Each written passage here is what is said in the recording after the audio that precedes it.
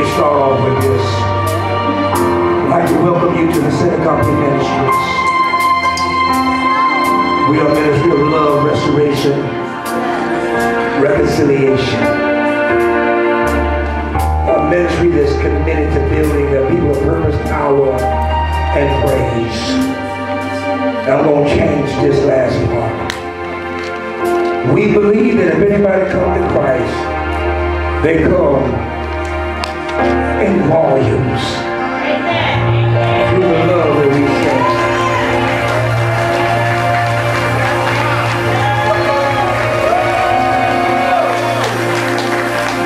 God said in March, He wants us to stretch our faith. Believe bigger. Trust deeper. Love deeper. Expand. Because He wants to expand our territory. He wants to put some things in your hand. Eyes haven't seen, ears haven't heard, neither yet has it entered into the hearts of men the things that God has prepared for those that love Him. But He has revealed them to us. I'm telling you, I see things. And God said we got to expand ourselves. Greater healings are going to take place. Miracles are going to take place. In the name of Jesus. I just need a few people to get on board. I'm going to come back up here in a minute, but I got to do something real quick. Y'all just had to excuse Pastor, because when God speaks, I move. There's an anointing in this place. And it's sad that you sit there and won't get up and grab some anointing. Something that's going to change your life. Something that's going to make you mad. There's an anointing now.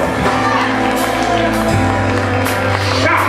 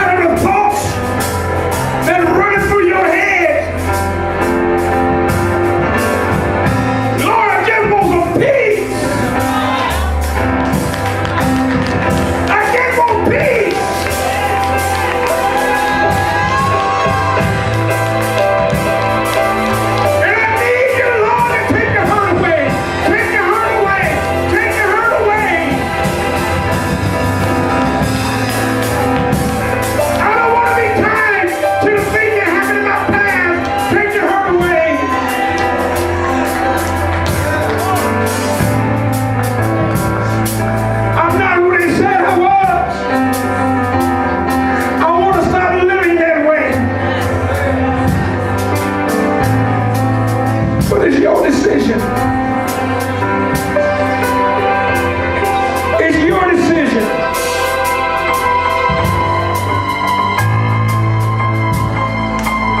It belongs to you. Will you be free? What about you?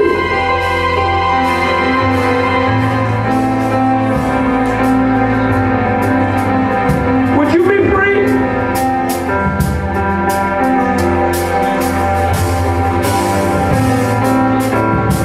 Would you be delivered?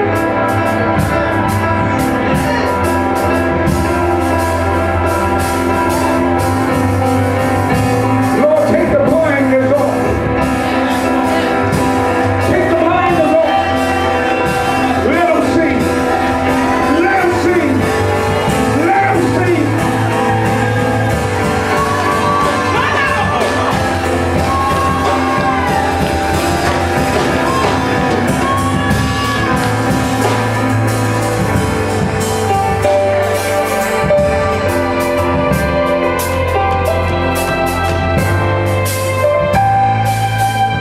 I see that spirit of pride.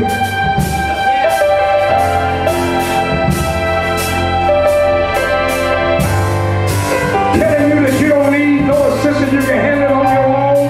But if you could, how come it's still not handled? How come you still hurting? Why are you still in pain? Why are you still going through things over and over and over again? Why you keep completing the same cycle?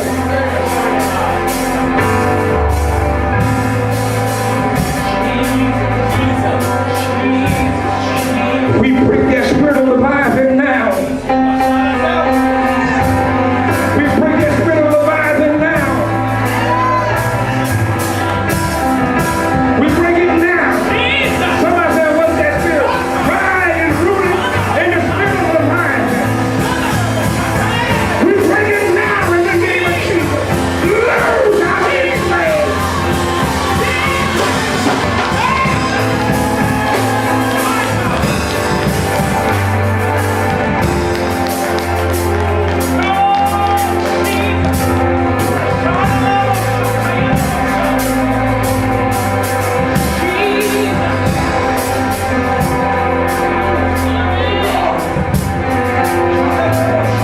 You gonna go home. Okay, that don't matter how I walk around. You gonna go home, and things gonna be different in your home when you ain't even trying. I decree and I declare right now in the name of Jesus. Devil God showed me there's some things in somebody's house.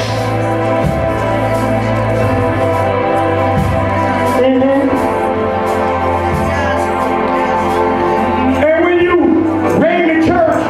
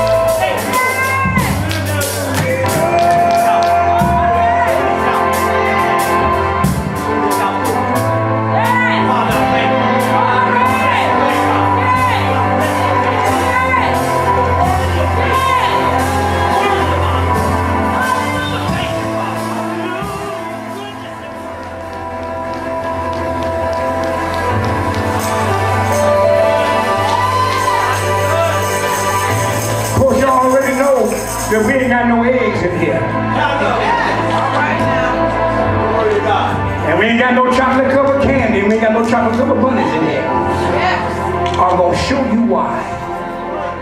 If it's okay with you. Somebody shout yes when you got it. First verse says, now about that time, Herod the king stretched forth his hand to vex certain of the church. And he killed James, the brother of John, with a sword. And because he saw that it pleased the Jews, he proceeded further to take Peter also. Then were the days of unleavened bread. And when he had apprehended him, he put him in prison and delivered him to 4 quadrants of soldiers to keep him, intending after Easter to bring him forth to the people. May the Lord have a blessing to the reading, to the hearing of the word. I'm going to deal with this here real quickly. There's a few things you need to know. The first thing is that Herod was not a Jew. He was a Gentile that the Romans had put there as king because they knew that he would do their will. So Herod, the church, see, here's the thing about it is, when a church is growing, yes, sir, you have to expect persecution. Amen. Amen. I've learned, yes, sir, that persecution is not a deterrent. Because if we wasn't doing something, then the region of hell would be agitated and stir up things against us. A lot of people are upset because we decided that this year we are not celebrating Easter. Everybody's doing it. But I'm going to show you why. The second thing you need to know is that they was in the midst of Passover. The Feast of Unleavened Bread, we call it Passover. We as Christians, this is what we celebrate. Now usually we have the fortune that Easter falls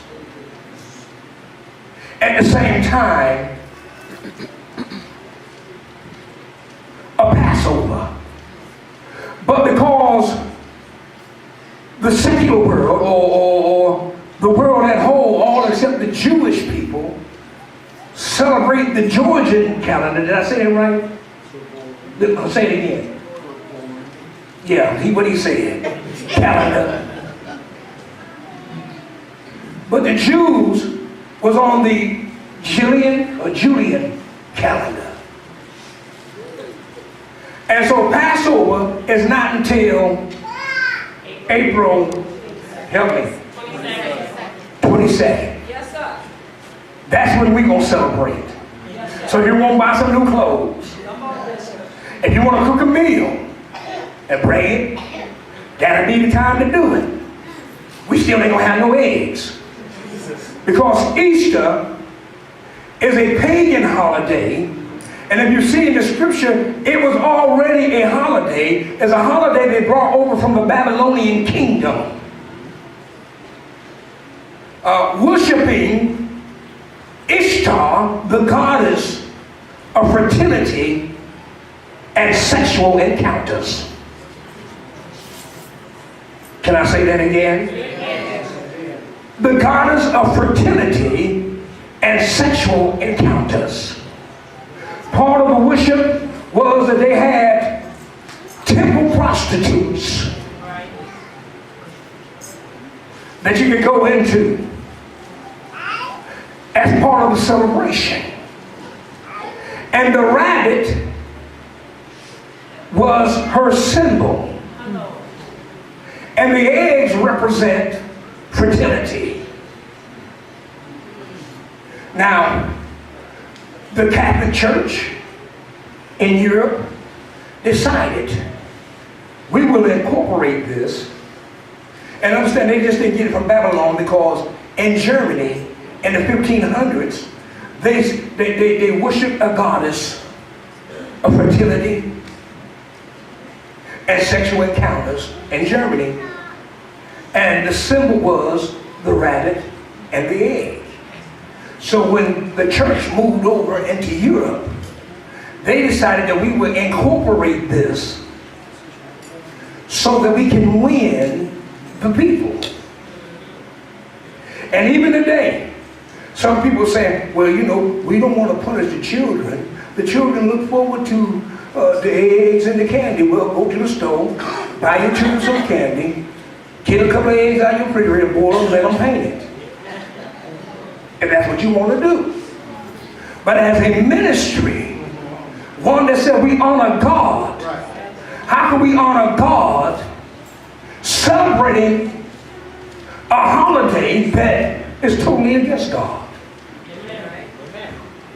Now next year, the Passover will fall on Easter. And we'll celebrate the Passover, not Easter. We'll celebrate the resurrection, not Easter. Because you're already too fertile.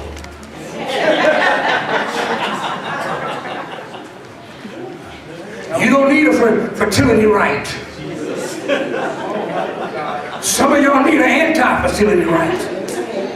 No, I'm going to change that because y'all keep bringing y'all babies to church. That's right. We'll get them saved. That's right.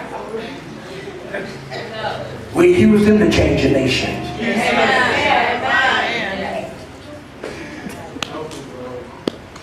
But you don't need to serve, you don't need to practice nothing that's going to help you. Elder, maybe you still got my scripture pulled up. And you didn't have it pulled up. You look at it. You were looking at something else.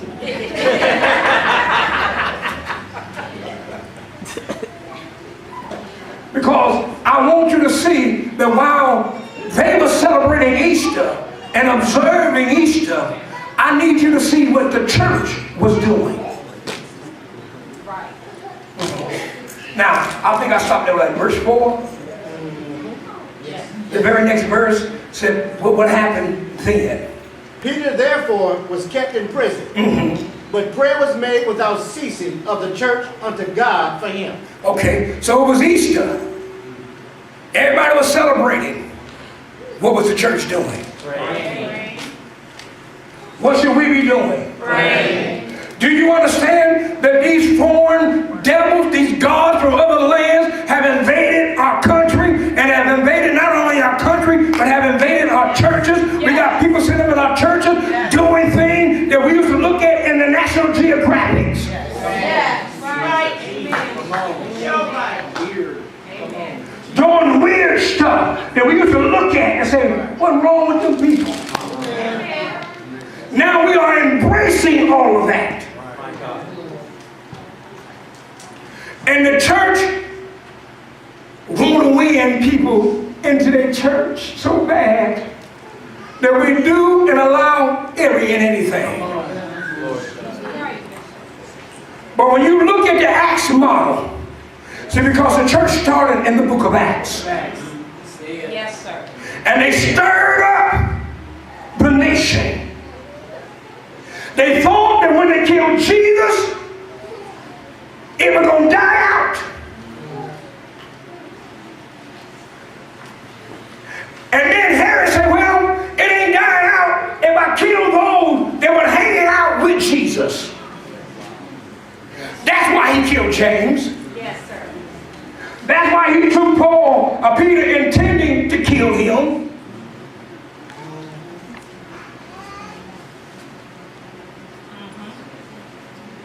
And then you see, as the church grew, the persecution grew. But while Peter was in prison, he had 16 Roman soldiers guarding him.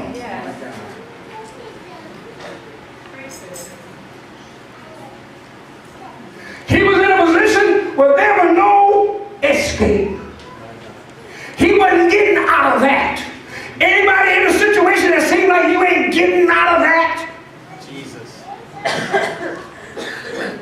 The reason why it seems hopeless, because you ain't got nobody in your circle that know how to pray.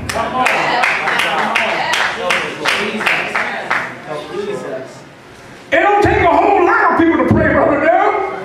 My Bible said, for the prayer of a righteous man availeth much. That means if you got one person praying, God honors the prayers of one person.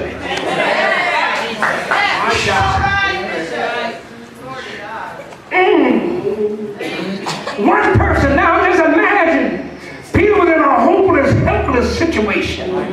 He was going to die the next day. But the church locked themselves up. And they said, we're not going to eat this time. We're not going to make merry this time. But we're going to pray and tell God to do something. And they went to pray for Peter. Come on, read. Verse 6. And when Herod had brought him forth, that the same night Peter was sleeping between two soldiers. Wow. Bound with two chains, and the keepers before the door kept the prison. Stop. Peter was representation of your bondage. You got a devil on either side of you watching you.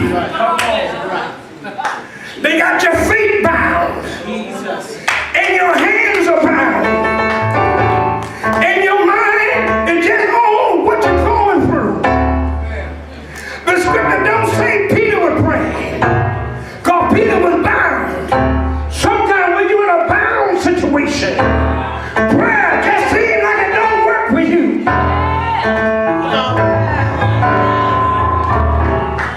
Herod was getting ready to call for him. They paint the picture of his helpless, hopeless situation. He had a guard on either side of him. His hands were bound. His feet was bound. Yes. They had a guard standing outside the prison door. Peter wasn't getting out of this one. Come on, read. And behold, the angel of the Lord came upon him, and a light shined in the prison. And he smote Peter on the side and raised him up, saying, rise up quickly. And his chains fell off from his hands. You want to know why that waitress couldn't look at you? Because when you walk in, a light walk in with you. I need you to know that you're sitting here. God has assigned an angel to you. And the reason why your angel's light is not shining is because you have not empowered him. Peter's angel was empowered. Yes. Because somebody was praying.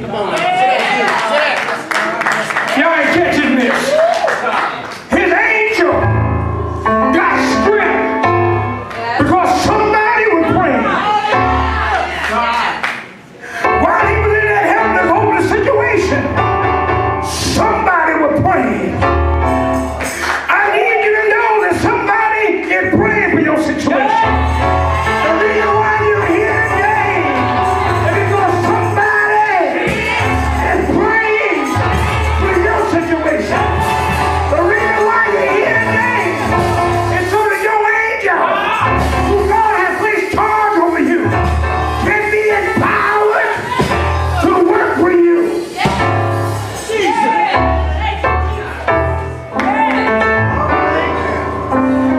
The angel went in.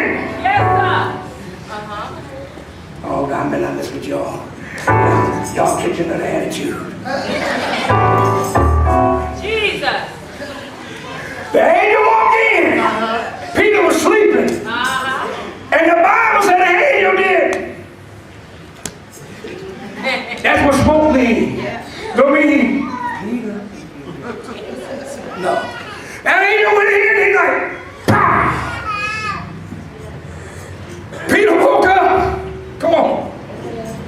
And the angel said unto him, Gird thyself, Put your clothes on.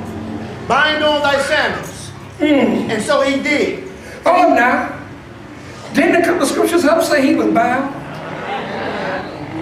Hand and foot? How he put his clothes on? High tie shoes.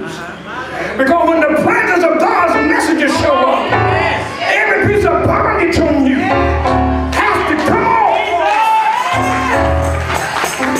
I ain't mean to do all this. But it's been good to me.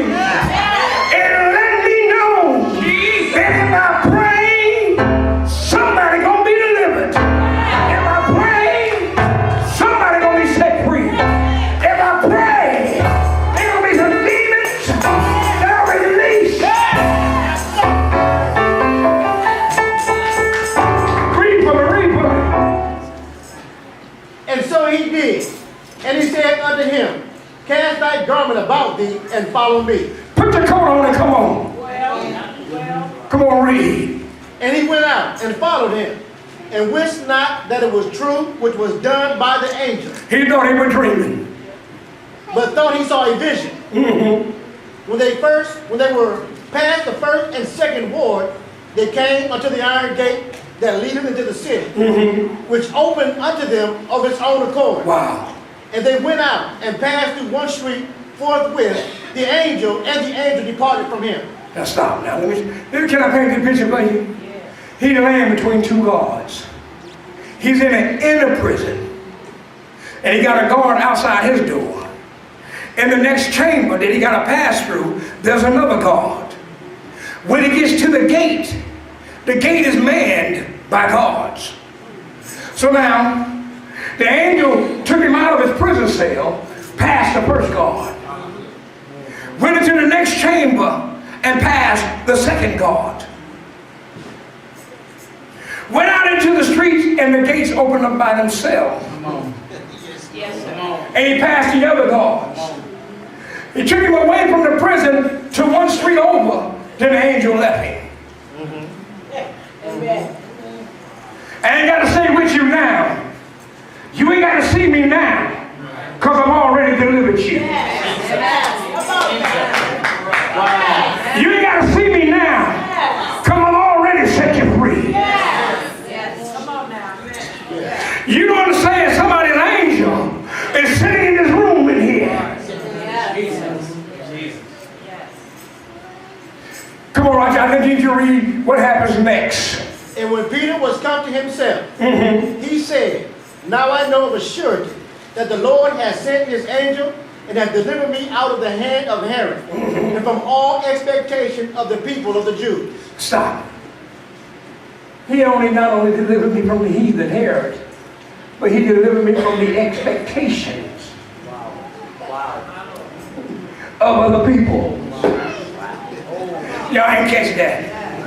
Not only did he deliver me from my enemy, he delivered me from the expectation of other people. You got somebody that expects you to do bad. You got somebody that expects you to mess up. You got somebody that expects you to do wrong. And the Bible says he sent an angel, and the angel delivered him from other people's expectations. Come on. And when he had considered the thing, he came to the house of Mary, the mother of John, whose surname was Mark, where many were gathered together praying. And Peter knocked at the door of the gate. A damsel came to hearken, named Rhoda. And when she knew Peter's voice, she opened not the gate for gladness, but ran in and told how Peter stood before the gate. Hold on. Now, he got to the house where he was praying.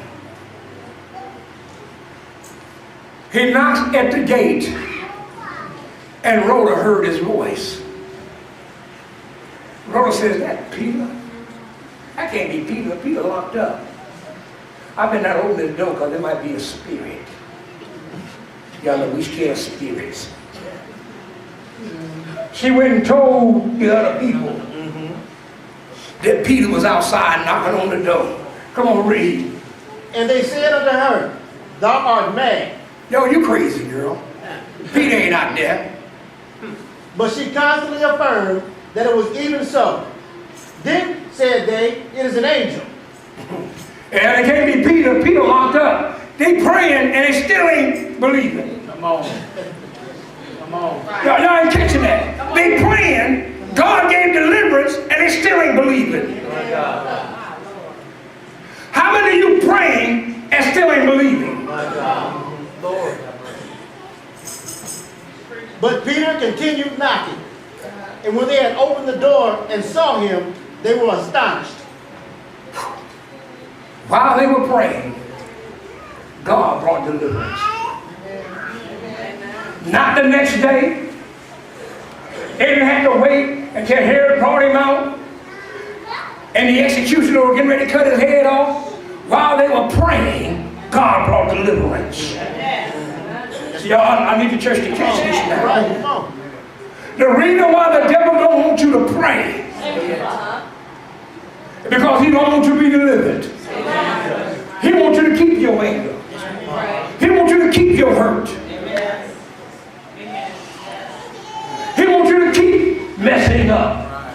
He wants you to keep living down to other people's expectations.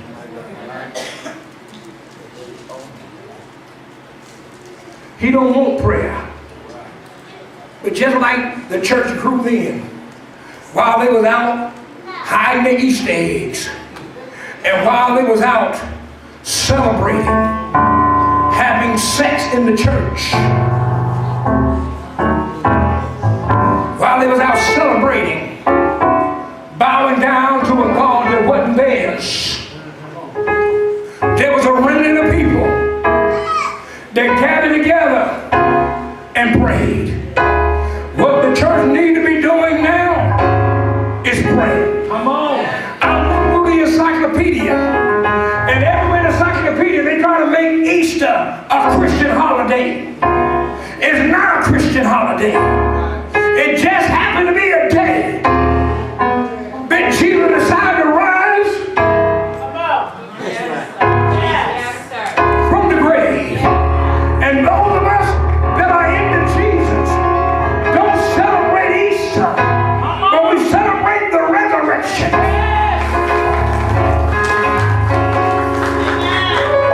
And so therefore, since Passover has not come, Jesus has not resurrected yet. I can't celebrate a day that ain't true. Now what I celebrate today is, because he rose in me.